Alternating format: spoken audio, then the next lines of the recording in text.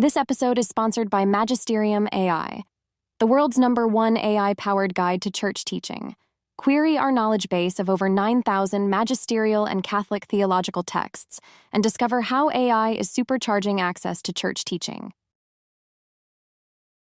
Hello, everyone. I am John Allen, the editor of Crux, and your host here on Last Week in the Church. So this is the show where we sort through the torrent of Vatican news that is ever-present, ubiquitous, and constantly there in the Pope Francis era, panning for those few nuggets of gold you actually need to have to understand what's going on. We are a day late this week, but I promise you we are not a dollar short. Here's what we've got. We begin with the great goodbye. U.S. President Joe Biden reluctantly and under not a small degree of pressure makes the decision to withdraw from the presidential race in 2024. We will ask the question, is there anything to learn from the last time a major global figure made the decision to renounce absolute power? That was Pope Benedict XVI, for what might happen in presidential politics in the United States in 2024. So, second up this week, we've got close calls. So, thank God, former U.S. President Donald Trump and Republican nominee Donald Trump narrowly escaped an assassination attempt in Butler, Pennsylvania. We will run through the indisputable fact that U.S. presidents are not the only ones over the years to have had some close calls. Several Catholic popes have also come within a hair's breadth of disaster. We'll run through some of the better-known examples. Third up this week, we've got liturgy at Lucas Oil. So Lucas Oil Stadium in Indianapolis, the home of the Indianapolis Colts, the venue for the Super Bowl in 2012, generally is known for its athletic contests, but this past week it was actually known for Eucharistic devotion. It was the venue of the finale of a Eucharistic Congress called by the United States bishops.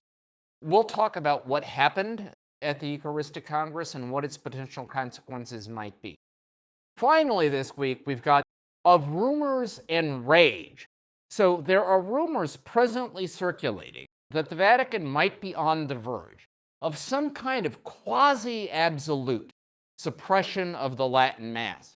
We don't know if that's true. We do know why some people have a vested interest in making sure that those rumors are in the air. We'll examine what's going on and what to make of it all. All that and more is waiting for you on this week's episode of Last Week in the Church. So please, for the love of God, in the name of all the angels and saints, and frankly, just because it's hot and it doesn't make any sense to do anything else, stay where you are, because I will be right back. Hello, everybody. Happy Wednesday, July 24th, in the year of our Lord 2024. Again, apologies for being a day late. I could blame, the CrowdStrike technology glitch and, the general colossal failure of Microsoft to figure it out. Frankly, that actually isn't why we're late. It's just that I was lazy and incompetent. But I feel better saying it's some kind of technological problem, so, why don't we go with that? So, we're going to begin this week with the great goodbye. So, this past Sunday, after, a couple of weeks of a steady drumbeat of speculation and pressure and various Democrats publicly coming out to call upon U.S. President Joe Biden to step aside in the race for the White House in 2024, finally on Sunday, we got the announcement that President Biden had decided to withdraw from the 2024 race.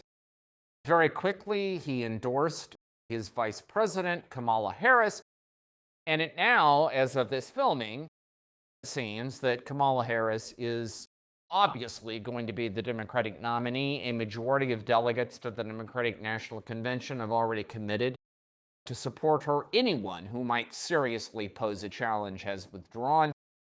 And so it now seems that the path is clear for a Trump v. Harris race in November.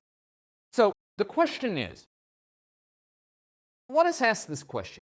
When is the last time that we know of that a world leader, someone that the entire world was familiar with, who had achieved the pinnacle of power, voluntarily walked away from it and cleared the way for someone else to take over? Well, obviously, the answer to that question is it was February 2013 when Pope Benedict XVI, on February 11th, made the announcement that he was going to resign the papacy and allow for a conclave that would elect a successor. He announced on that date that he would step down on February 28th at 8 p.m. local Rome time. And then, of course, the conclave to elect a successor began on March 12th. By March 13th, we had the new Pope, Pope Francis. What might the viewing public, and perhaps in a particular way, the Democratic Party right now learn from all of this? Well, first of all, let's acknowledge, as St. Augustine and St. Thomas Aquinas both made clear, all analogies are inexact, so let's begin with the obvious dissimilarities. Okay, number one, Benedict's resignation was a shock. Nobody saw it coming. In fact, I interviewed a cardinal who had been in the room in the Apostolic Palace when Benedict made this announcement in Latin. This guy was so stunned by what Benedict had said that he remained in his seat well after this event was over, trying to make sense of what had just happened. And in fact, he remained there long enough that eventually one of the ushers had to come up and say, "Look, Your Eminence, I am really sorry, but we've got another event. We've got to set up. You have to get out of here." And so, he eventually left and went home to try to take stock of everything.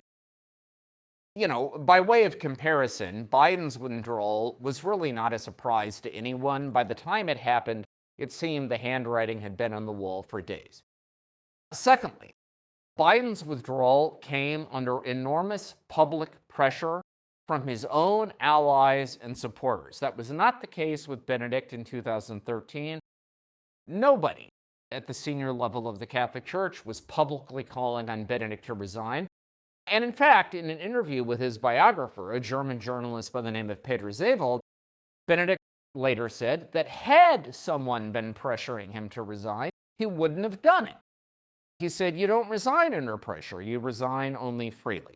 Okay, so another dissimilarity.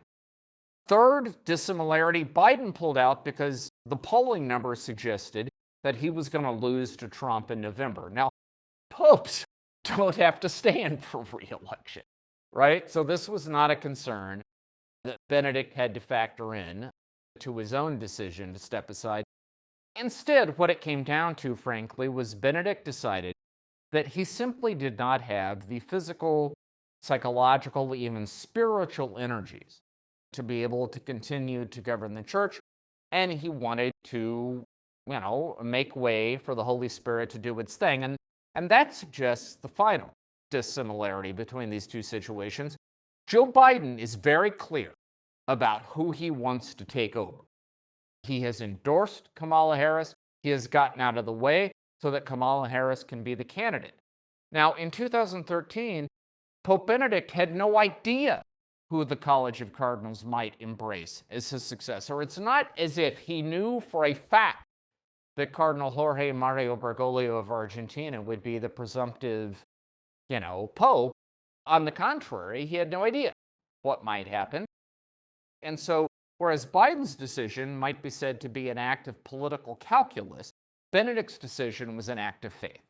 All right, now clearing all that away, is there something, nevertheless, that observers, including the Democratic Party, might take away? Well, I would suggest it is this, that when Benedict stepped down, the climate in terms of the Catholic Church, in terms of broad public opinion, was extremely negative.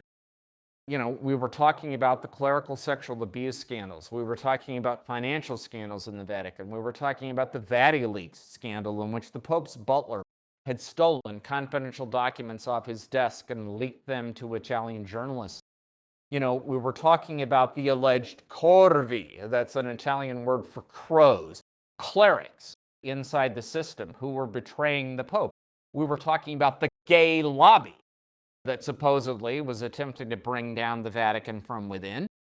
And that, once Benedict resigned, we spent an entire month in the media talking about church in crisis, church on the precipice of disaster. And then, remember? And then, on the evening of March 13th, 2013, a new pope from the ends of the earth, Jorge Mario Bergoglio of Argentina, stepped out onto that balcony overlooking St. Peter's Square. And before he imparted his blessing on the crowd, he asked the crowd to pray for him. They announced that his name would be Francis, a reference to the most iconic and beloved saint in Catholic history. In the next couple of days, he went back to the hotel where he had been staying to pack his own bag and pay his own bill. He announced he was not going to live in the sumptuous papal apartments, but would remain in the Santa Marta residence on Vatican grounds. He made an impromptu visit to the parish church on Vatican grounds, the Church of Santa Ana, where he was mobbed as if he was Paul McCartney of the Beatles at Shea Stadium in 1964. There was this climate of enormous affection and love with this new pope, and that, of course, continued for the next several months. It reached a crescendo in December when Time named him the Man of the Year. In the same month, a Gallup poll found he had an 80% approval rating in the United States. 80%! If you don't think either Donald Trump or Kamala Harris would swap their souls for that number right now, you're not paying attention to American politics. My point is that the church now, of course, none of that lasted. Obviously, the Pope's profile changed once he began to govern. But in that moment, the church had elevated a relative unknown who had the opportunity to craft his own narrative, and he did it with genius. Now, the question is, will Kamala Harris have the same genius in crafting the narrative that she's going to carry into the November elections? We don't know, but I think that is the dramatic and consequential question posed by the example of the resignation of Benedict XVI and the election of Pope Francis. All right, next up this week, we've got close calls. So, of course, we all know by now that, thank God, former President Donald Trump narrowly averted disaster in the assassination attempt in that field in Butler, Pennsylvania. Now, it is a great counterfactual question. How might American history would have been different had Trump actually been struck in a more consequential way by that fateful bullet that was fired at him? And of course, no one can answer that question with certainty, but nevertheless, it's a real question, right? Now, we can also pose the same question with regard to papal history, because the thing of it is, there are a whole series of near misses in papal history that are interesting to think about. I mean, we know, for example, that the first roughly 30 popes all died violent deaths as martyrs. Now, if we flash forward to the 9th and 10th century, there was another series of popes that died violent deaths, not as martyrs, but as the result of assassination plots.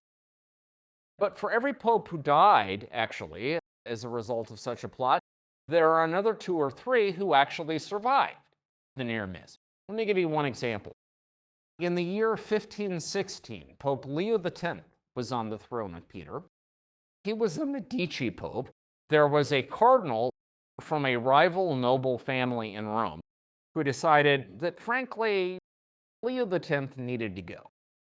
And so he enlisted the Pope's personal physician and a number of other people in the Vatican in this plot. Now, the plot fell apart when a letter from this cardinal to his personal secretary was discovered and presented to the Pope, in which details of the assassination attempt were revealed. And so Pope Leo X, in an act of clemency and great mercy, decided merely to have this cardinal strangled Now, everybody else, including his personal physician, was drawn and quartered. This, ladies and gentlemen, is what passed for mercy in the 16th century. But we don't have to go back in time. We can focus just on the modern era. Pope Paul VI, when he visited the Philippines in 1970, he was attacked by a surrealist painter by the name of Benjamin Mendoza, who had put on clerical garb, that is, he dressed up as a priest. He disguised underneath his cassock a bayonet, which he had extracted from a Mauser rifle. Now, you might ask, how did a Bolivian painter in the Philippines get his hands on a Mauser rifle? I don't know. I don't know how these things happen. But he had it. And so when Paul VI was coming down the stairs from the plane, when he landed in Manila, this guy went up and tried to stab him. He actually stabbed Paul VI in the neck twice, but on both occasions he actually missed the jugular vein, so these wounds were fairly superficial. He was wrestled to the ground by two guys. One was the Pope's personal secretary, an Italian Monsignore by the name of Pasquale Macchi. The other, bonus points for American Catholics everywhere, was an American. It was Paul Marcinkus, who at the time was Monsignor Marcinkus, working papal security. Later, he would become Archbishop Paul Marcinkus, who ran the Vatican Bank during the awful Vatican Bank scandals of the late 70s and early 80s. But in any event, in 1970, he had the credit of being part of saving the Pope's life. By the way, later, when Mendoza was asked his motive for attacking the Pope, he said, and I'm quoting here, "I needed the attention." All right. So, the best known example of a near miss, of course, is the May 13th, 1991 assassination attempt against Pope, now Saint, John Paul II by Mehmet Ali Atke. It was the feast of Our Lady of Fatima.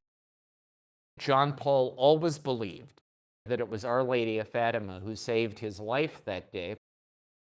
Now, what is less known is that on the first anniversary of that assassination attempt, John Paul traveled to Fatima in Portugal because he wanted to place the bullet that doctors had extracted from his rib cage. He wanted to place that bullet in the crown of the statue of the Madonna of Our Lady of Fatima to thank her for saving his life. On that occasion, there was a Spanish traditionalist priest by the name of Juan Fernandez y Cron, who had a dagger and who attacked John Paul II. He nicked John Paul's skin before he was wrestled to the ground by John Paul's personal secretary, then Monsignor, later Archbishop, and eventually Cardinal Stanislaw Dziwisz. And this guy, by the way, Fernandez y Cron, was of course arrested, right? He was sentenced to several years in jail in Portugal. He was eventually released and resettled in Belgium for reasons that, I don't know. But in any event, that's where he ended up. In an interview, he was once asked, did he regret trying to... Oh, and by the way, as a traditionalist, when he attacked the Pope, he was screaming, "Down with the Pope and down with the Council," referring to Vatican II, because he hated everything Vatican II had produced. In this interview, he was asked, did he regret the attack on the Pope? He said, well, I wouldn't repeat it, but I don't really regret it. And then he actually had the nerve to say he was mad at John Paul because John Paul had forgiven Mehmet Ali Atke, but had never forgiven him. Okay, you want to know the difference? Ali Atke, despite the fact that he's totally Looney Tunes, actually asked for the Pope's forgiveness. This guy never did. Okay, moral of the story, if you want the Pope to forgive you, maybe ask. Maybe say you're sorry. That might actually help. Okay? By the way, that wasn't the only assassination plot against John Paul II. In 1995, when he also went to the Philippines, there was a plot that had been launched by Sheikh Khaled Mohammed and Mansa Yusuf, the great jihadist terrorists, that involved not only killing John Paul, but also bringing down several airliners and attacking targets in the United States, including the headquarters of the CIA. This plot went belly up when the headquarters of the terrorists in Manila, there was a chemical fire that alerted the Filipino police. They busted up the ring, and so none of this ever happened. But, think about the counterfactuals here. John Paul was one of the primary movers in the collapse of Soviet communism. If he had died in 1981 or 1982, how might have world history been different? If he had died in 1995, how might the subsequent history of the Catholic Church been different? My point is that close calls don't simply afflict presidents of the United States, they also afflict popes. And frankly, the truth is the security membrane around popes is much thinner than it is around US presidents, because popes, above all, are pastors. They want to be close to their people, and also because popes are true believers, and they don't actually think that their destiny is really in the hands of the Mehmet Ali Ajkas or the Benjamin Mendozas or the Juan Fernandez y Crones of the world. They believe that their fate is in the hands of a benevolent and loving God. And in that case, they are willing to run risks that other world leaders, frankly, would not. So the surprise here is probably not that there are a lot of close calls. The surprise probably is that there aren't more. Third up this week, we've got liturgy and Lucas Oil. So this past week, the Catholic Church in the United States, led by the country's bishops, celebrated a National Eucharistic Congress, the first National Eucharistic Congress in the United States in 80 years, since 1941. You might ask the question, was this a success or not? Well, let me point out that the New York Times, the gray old lady, the paper of record in the United States, actually carried a cover feature on this event, featuring on the front pages a photograph of a bearded Benedictine priest holding a monstrance aloft while tens of thousands of American Catholics kneeled in devotion. Like, if you don't think that that is a successful interjection of Eucharist devotion into ordinary American discourse, I think you're not really paying attention, okay? The thing of it is, this Eucharistic Congress was, of course, 3 years in the planning, and in the end of it, it brought more than 50,000 people together in one of the country's major venues, and it raised the profile of the Catholic Church's belief in the Eucharist in a way that, frankly, nothing else probably could have. It was motivated, of course, by a 2019 poll by Gallup, which found that only about a third of American Catholics actually believe that the Eucharist is the real presence, that is, the body and blood of Jesus Christ. Now, those findings have been challenged by subsequent polls, which argue that how many Catholics believe the Church's teaching on this point sort of depends on how you phrase the question, but in any event, I don't think anybody really disputes that we live in a time and a culture that really does not promote Eucharistic faith. And so, you have to give credit to the bishops and everyone else involved in planning and executing this event for creating a moment in which belief in the real presence of Christ in the Eucharist was front and center and captured the public imagination. Now, the issue is there any other level of relevance to this other than sort of reviving the spiritual nature of devotion to the Eucharist? Let me just be really clear. If this event did nothing else than inviting some small percentage of Catholics to a deeper devotion of the Eucharist, it would have been worth doing. Okay, so no question about that. But let me add that there was another potential payoff from all of this, which is the assassination attempt against President Trump, the dynamics of the 2024 presidential race confirm that we live in a moment in the United States in which the toxicity and the acrimony and the polarization of our political life is at an all-time high. I mean, we are on the precipice, ladies and gentlemen, of real danger. Question is, can the Catholic Church do something about that? Well, let me point out that the Catholic Church is unique among religious communities in the United States in that it is not ideologically aligned. White evangelicals, white Pentecostals, they are reliable Republican voters. Jews, Hindus, African American Christians, mainline Protestants. They are reliable Democratic voters. The Catholic Church is the only major religious group in America that is evenly divided. We have the opportunity to bring these camps together. One hopes that this Eucharistic Congress may have summoned the imagination and the nerve to do that in a new and creative way. We will see and we will pray. All right, finally up this week, we have of rumors and rage.